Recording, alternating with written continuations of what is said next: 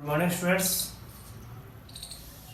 अपने 11वीं लेसन में कार्य ऊर्जा और शक्ति उसमें आगे बढ़ते हैं और आज हम एक टॉपिक का अध्ययन करते हैं जिसका नाम है ऊर्जा का संरक्षण।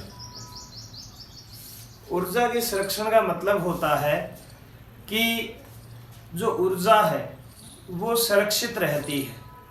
ऊर्जा संरक्षण का मतलब है कि ऊर्जा को सिर्फ एक रूप से दूसरे रूप में बदला जा सकता है, उसे न तो बनाया जा सकता है न ही नष्ट किया जा सकता है। जैसे द्रव्यमान संरक्षण का नियम पढ़ा था उसी प्रकार होता है ऊर्जा का संरक्षण का नियम।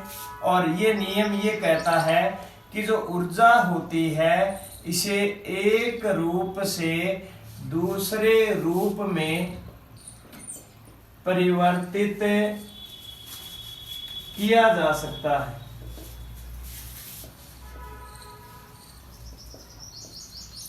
ऊर्जा को एक रूप से दूसरे रूप में परिवर्तित किया जा सकता है, परंतु ऊर्जा का न तो निर्माण किया जा सकता है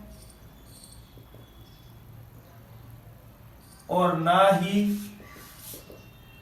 ऊर्जा को नष्ट किया जा सकता है।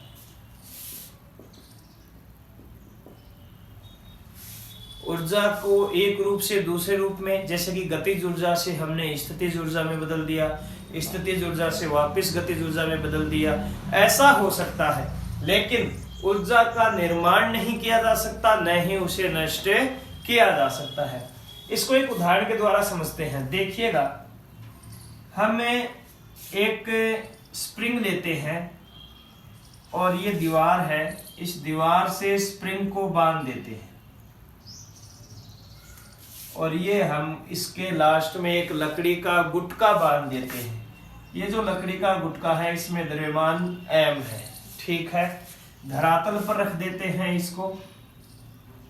अब क्या करते हैं कि इस गुटके को इधर की ओर v वेग से धक्का देते हैं।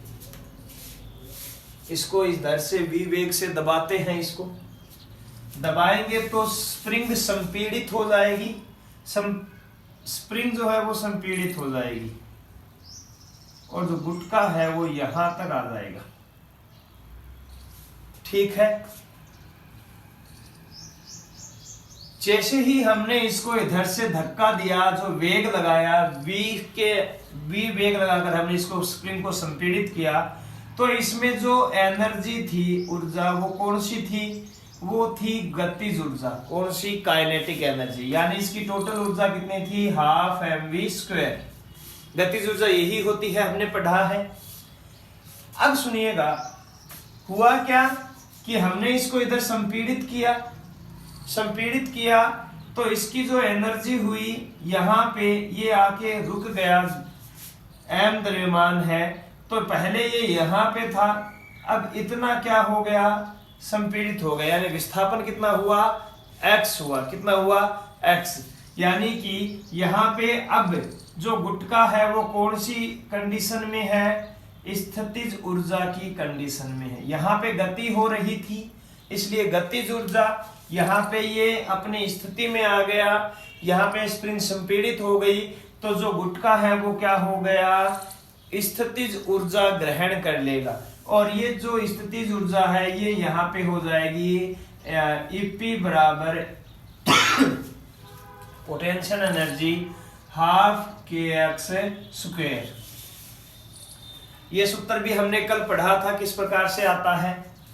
यानी कि गतिज ऊर्जा जो है किस में चेंज हो गई? स्थितिज ऊर्जा में चेंज हो गई। पहले इसमें हमने v वेग से इसको धक्का लगाया तो ये स्प्रिंग संपीड़ित हुई, तो ये गतिज ऊर्जा में था। और जैसे ही स्प्रिंग संपीड़ित हो गई, जो गुटका है वो रुक गया, तो इसे हम किस में रखेंगे? अब ये क्या ग्रहण कर लेगी? स्थितिज ऊर्जा। और स्थितिज ऊर्जा कितनी हो जाएगी? इतनी हो जाएगी। स्प्रिंग ऐसी नहीं रहेगी, आपको पता है, स्प्रिंग वापिस पीछे की ओर जाएगी। स्प्रिंग जैसे ही वापिस शिथिल होगी, फैलेगी, तो यहीं पर क्या आ जाएगा? गुटका वापिस आ जाएगा और यहाँ पे आ जाएगा। तो जब ये वापिस इधर जाएगी तो ये किस में आ जाएगी? गति में आ जाएगी। और गति में आने से यहाँ पे वापस किसका क्या हो जाएगा, गतिज ऊर्जा आ जाएगी, और जिसका मान था हाफ mv²। तो हमने यहाँ पे ये देखा, ये नोटिस किया कि जो ऊर्जा है इसे हम गतिज ऊर्जा से स्थितिज ऊर्जा में, स्थितिज ऊर्जा से वापस गतिज ऊर्जा में चेंज कर दिया। यानी कि जो यहाँ पे गतिज ऊर्जा, इस कार्य को करने के लिए गतिज ऊर्जा और पोटेंशियल एनर्जी स्थितिज ऊर्जा इस्तेमाल हुई, और इन दोनों का जो योग होगा वो किसके बराबर होगा, ईएम के, यानी मैकेनिकल एनर्जी के, यानी कि यांत्रिक ऊर्जा के, यानी गतिज ऊर्जा और स्थितिज ऊर्जा के योग को ही हम क्या कहते हैं, यांत्रिक ऊर्जा कहते हैं। ये क्या है, नियत रहेगी, जितना ये होगा उतना ही ये होगा, ये ऊर्जा होगी। यानी कि जो ऊर्जा होती है यहाँ पे न तो नई ऊर्जा बनी, न जो है उसको नष्ट किया गया, बस एक रूप से दूसरे रूप में बदल दिया गया। यानी कि ऊर्जा जो होती है वो एक रूप से दूसरे रूप में परिवर्तित हो सकती है, लेकिन ऊर्जा का न तो निर्माण किया जा सकता है, न ही उसे नष्ट किया जा सकता है। तो ये हमने बात की ऊर्जा के संरक्षण की। नेक्स्ट बात करते हैं, हम अगला टॉपिक पढ़ते हैं, ऊर्जा का क्षय।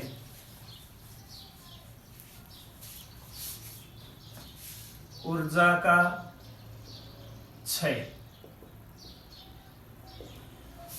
ऊर्जा के क्षय से तात्पर्य है कि जब ऊर्जा एक रूप से दूसरे रूप में बदलती है, जैसे कि मान लीजिए हमने बताया गतिज ऊर्जा से क्या बना, स्थितिज ऊर्जा बनी। तो जब ये रूपांतरण होता है तो कुछ ऊर्जा जो है वो मुक्त हो जाती है। ये जो ऊर्जा मुक्त होती है ये उष्मा ऊर्जा के उष्मा के रूप में हो सकती है, प्रकाश के रूप में हो सकती है, ध्वनि के रूप में हो सकती है। इन रूपों में क्या हो सकती है, मुक्त हो सकती है, बाहर निकल जाती है। जो ये मुक्त ऊर्जा है इसका हम उपयोग नहीं करते हैं, बाहर निकल जाती है, वातावरण में मुक्त हो जाती है, इसका उपयोग नहीं हो पाता। तो ये जो ऊर्जा जो बाहर निकली है जिसका उपयोग नहीं हुआ, यानी कि ऊर्जा का क्या हो गया, यहाँ पे क्षय हो जाता है। क्षय का मतलब हो गया ये ऊर्जा हमारे लिए अनुपयोगी हो गई। अनुपयोगी का मतलब हमारे किसी काम की नहीं है। तो ये क्या होता है कि ऊर्जा जो होती है जब एक रूप से दूसरे रूप में बदलती है तो कुछ ऊर्जा का क्षय हो जाता है, जिसके कारण हम 100% जो ऊर्जा दक्ष यंत्र होते हैं वो नहीं बना पाते। यानी कि किसी भी प्रकार से ऊर्जा अगर परिवर्तित होगी तो वहां पे किसी न किसी प्रकार से, चाहे ऊष्मा के रूप में, चाहे प्रकाश के रूप में या ध्वनि के रूप में, जो ऊष्मा है उसका क्षय होता है। 100% हम ऊर्जा से दक्ष जो यंत्र है उनका निर्माण नहीं कर सकते। एक छोटा सा उदाहरण लेते हैं, जैसे कि मान लीजिए एक बिजली जो तार है, उस तार में जब धारा प्रवाहित होती है तो आपको पता है तार क्या हो जाता है, गर्म होने लगता है। और जब तार गर्म होता है तो उससे कुछ ऊष्मा के रूप में ऊर्जा क्या हो जाती है, बाहर निकल जाती है। यानी कि ऊर्जा का क्या हो गया, यहाँ पे क्षय हो गया। जितनी ऊर्जा हमने डाली थी उतनी यहाँ तक नहीं पहुंच पाई, कुछ ऊर्जा क्या हो गई, बीच में ही मुक्त हो गई। ये क्या है, ऊर्जा का क्षय कहलाता है, जब एक रूप से दूसरे रूप में ऊर्जा चेंज होती है। देखिएगा ऊर्जा जो क्षय है इसके ये 3 भाग जो मैंने आपको अभी बताए, इन प्रमुख भागों के द्वारा इसका क्षय होता है। जैसे पहला है ऊष्मा क्षय, यानी ऊष्मा ऊर्जा के रूप में जो क्षय होता है। अभी मैंने आपको एक उदाहरण दिया कि जब हम स्विच को ऑन करते हैं और बल्ब को जलाते हैं तो जैसे ही स्विच को ऑन किया जाता है बल्ब तक जब तक विद्युत धारा पहुंचती है तो तार क्या होता है, गर्म होता है, और गर्म होने से क्या होता है, जो ऊष्मा है वो बाहर निकल जाती है। इसी प्रकार बल्ब जो होता है वो भी गर्म होता है, और बल्ब जब गर्म होता है तो उससे भी जो ऊष्मा है उसके रूप में ऊर्जा जो है वो वातावरण में मुक्त हो जाती है, जिसके कारण वहां पे ऊर्जा का क्या होता है, क्षय होता है। दूसरी हम बात करें प्रकाश ऊर्जा के रूप में क्षय।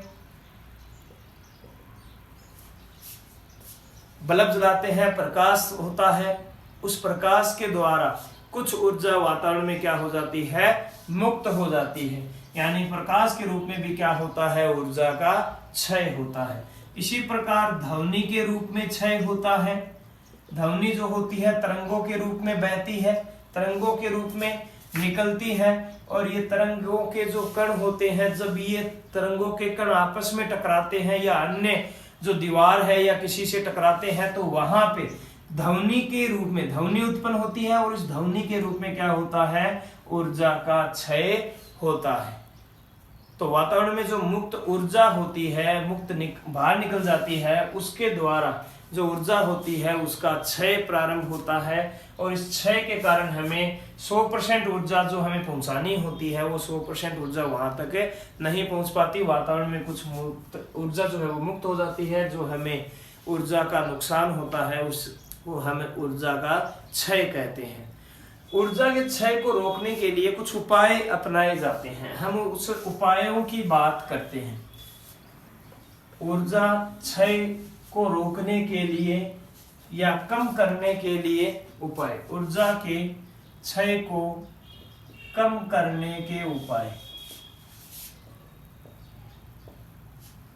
ऊर्जा क्षय को कम करने के विभिन्न उपाय अपना सकते हैं। पहला, अगर हम बात करें, बिंदु के रूप में बात करते हैं, अगर किसी कार्य को करने के लिए, किसी कार्य को करने के लिए एक से अधिक विकल्प है, एक से अधिक विकल्प है, जैसे कि मानिएगा हमें पानी गर्म करना है, हम पानी रोड से गर्म कर सकते हैं, चूल्हे पर कर सकते हैं। रोड से जल्दी पानी गर्म होगा, चूल्हे से जल्दी पानी गर्म होगा। चूल्हे से जब हम पानी को गर्म करेंगे तो कितनी उष्मा, कितनी ऊर्जा खर्च होगी। रोड से जब हम पानी गर्म करेंगे तो कितनी ऊर्जा खर्च होगी। तो जब हमारे पास ज्यादा विकल्प हो तो हमें अधिक ऊर्जा दक्ष जो विकल्प है, जिसमें अधिक ऊर्जा दक्ष है, जिसमें ऊर्जा का क्षय कम होगा, जिसमें ऊर्जा बाहर कम निकलेगी, उस प्रकार के ऊर्जा दक्ष विकल्प को हमें क्या करना है, अपनाना है। जिसमें ऊर्जा क्षय क्या होगा, कम होगा, उसे हमें क्या करना है, उस विकल्प को अपनाना है, उसके द्वारा कार्य करना है। दूसरी हम बात करें, कुछ आजकल आपने देखे होंगे कि जो इलेक्ट्रॉनिक सामान आते हैं, इलेक्ट्रॉनिक साधित्र आते हैं, उन पे स्टार रेटिंग दी हुई होती है। जैसे रेफ्रिजरेटर है, रेफ्रिजरेटर आपने देखा होगा, वॉशिंग मशीन है, वॉशिंग मशीन आपने देखी होगी। इनके ऊपर इस प्रकार से स्टार रेटिंग आती है, और जिनमें 5 स्टार होते हैं सामान्यतः। और कुछ जो रेफ्रिजरेटर होते हैं, जो वॉशिंग मशीन होती हैं, अलग अलग ऊर्जा के आधार पर, ऊर्जा दक्षता के आधार पर बनाई जाती है। कुछ 1 स्टार की होती है, कुछ 2 स्टार की होती है, कुछ 3 स्टार की होती है, कुछ 5 स्टार की होती है। तो ज्यादा स्टार की जो होती है वो ज्यादा ऊर्जा दक्ष होती है। क्या होती है, उसकी ऊर्जा दक्षता अधिक होती है। तो ऐसे उपकरणों को हमें क्या करना चाहिए, उपयोग में लेना चाहिए, ताकि ऊर्जा का क्षय कम हो। इसके अलावा हमें जितनी क्षमता की आवश्यकता है साधित्र की, जितनी क्षमता वाले साधित्र की आवश्यकता है, उतनी ही क्षमता का साधित्र हमें खरीदना चाहिए। अगर हमें कम क्षमता वाले साधित्र की आवश्यकता है तो हमें कम जो दक्षता वाला जो साधित्र है उसको लेना चाहिए। अगर ज्यादा क्षमता की आवश्यकता है तो ज्यादा। तीसरी अगर हम बात करें तो क्या होता है, कभी कभार हम टीवी चला रहे होते हैं, टीवी देख रहे हैं, हमें अचानक बाहर जाना पड़ गया, तो हम टीवी को खुला छोड़ के चले जाते हैं, ऑन ही छोड़ के चले जाते हैं, पंखा ऑन रह जाता है, बल्ब ऑन रह जाता है। तो जब हम उस साधित्र का, उस युक्ति का, उस इलेक्ट्रॉनिक उपकरण का उपयोग नहीं कर रहे हैं, तो हमें उनका स्विच क्या कर देना चाहिए, ऑफ कर देना चाहिए, ताकि ऊर्जा जो है वो व्यर्थ ही, उसका क्षय नहीं हो, उसे स्विच ऑफ कर देना चाहिए। इसके अलावा अगर हम बात करें नेक्स्ट, तो आजकल बल्ब की जगह CFL और LED का ज्यादा प्रचलन है। एलईडी जो होती है ज़्यादा ऊर्जा दक्ष वाली होती है। हमें सीएफएल और एलईडी जो बल्ब है उनका यूज घरों में, उद्योगों में, जहाँ पे भी आवश्यकता होती है वहाँ पे एलईडी बल्ब का यूज ज़्यादा से ज़्यादा किया जाना चाहिए, ताकि ये ऊर्जा दक्षता में निपुण होते हैं और हमें ऊर्जा का क्षय जो होगा वो कम होगा। इसके अलावा अगर पांचवी बात करें तो गर्मियों में सर्दियों में क्या होता है, गर्मियों सर्दियों में वातानुकूलन और मकान जो होते हैं इनमें ऊष्मा विनिमय जो होता है, इस ऊष्मा विनिमय के कारण जो ऊर्जा होती है वो अधिक खर्च होती है। ऊर्जा क्या होती है, अधिक खर्च होती है। इसलिए हमें जो मकान है इनकी छतें और जो दीवारें हैं ये हमें ऊष्मारोधी बनानी चाहिए, ऊष्मारोधी बनानी चाहिए ताकि वातानुकूलन पर कम खर्चा आए। इसके लिए इन दीवारों को, छतों को ऊष्मारोधी बनाने के लिए आजकल नई तकनीक की ईंटें बनाई जा रही है। ये ईंटें जो होती है ये खोखली होती है। खोखली होने से क्या होता है, पूरे भवन का, पूरी इमारत का जो वजन है वो कम हो जाता है, जिससे वातानुकूलन पर क्या आता है, खर्चा कम आता है।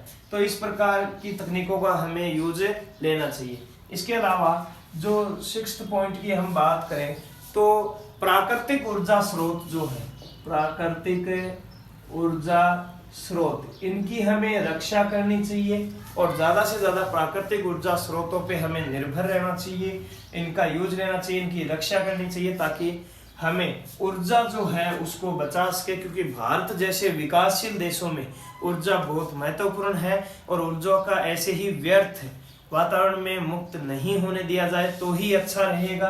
तो ऊर्जा को क्षय करने के जो उपाय हैं, कम करने के, वो हमें